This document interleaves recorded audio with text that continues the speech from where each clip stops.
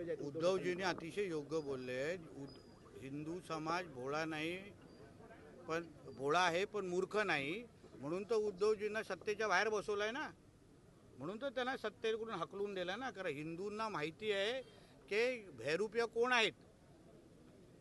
कोणी वोट जिहादच्या नावाने त्याचे खासदार निवडून दिले हे हिंदूंना चांगल्या पद्धतीने माहिती आहे.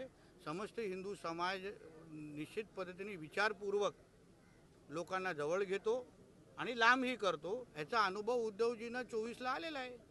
शिवसेना संपवण्याचा अफजल खानाने विडा उचललाय असं म्हणत असताना पैसे शौचालयात लपवले जात होते, एवढं यांचं घाणेरडं हिंदुत्व आहे. एक लक्षात घ्या, आज या राम मंदिराच्या विषयाच्या निमित्ताने समस्त हिंदू समाजाची बदनामी करण्याची सुपारी ह्या सगळ्या महाविकास आघाडी आणि इंडिया अलायन्सच्या लोकांनी घेतलेली आहे.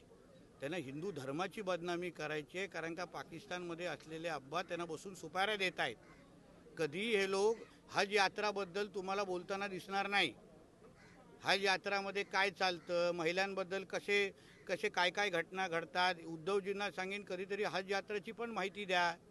नेहमी हिंदू समाजाची बदनामी, नेहमी आमच्या देवी देवतांची बदनामी, नेहमी आमच्या मंदिरांची बदनामी करण्यासाठी आणि पाकिस्तानमध्ये बसलेल्या अब्बांना खुश करण्यासाठी हे इंडिया अलायन्सचे लोक का पुढे येत आहेत, का उद्धवजी पुढे सरसवत आहेत. म्हणून हिम्मत असेल पहिला हज यात्राबद्दल बोला, इस्लाममध्ये काय काय चुकीचं आहे त्याबद्दल बोला आणि मग हिंदू समाजाला ह्या सगळ्या गोष्टी बोलून दाखवा.